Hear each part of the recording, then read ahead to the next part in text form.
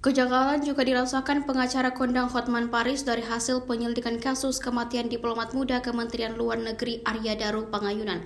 Hotman bahkan bersikeras akan membongkar apa yang sebenarnya terjadi pada korban, hingga ditemukan meninggal dunia di kamar kosnya Jalan Kondang Dia Menteng, Jakarta Pusat. Salah satu yang ia soroti adalah lilitan lakban di kepala Arya Daru yang begitu rapi. Dalam tayangan di YouTube TV nasional, Hotman mengurai analisanya. Menurutnya, lakban yang sudah menutupi hidung apa masih bisa dililitkan ke bawah mulut hingga leher. Lalu selimut tampak rapi tidak bergeser. Dokter spesialis paru Mirsyam Ratri Wiratmoko yang hadir mengurai penjelasan bahwa seseorang yang kekurangan oksigen atau tidak bernapas akan mempengaruhi otak. Di saat itu kondisi tubuh akan gelisah dan terjadi gerakan karena kekurangan oksigen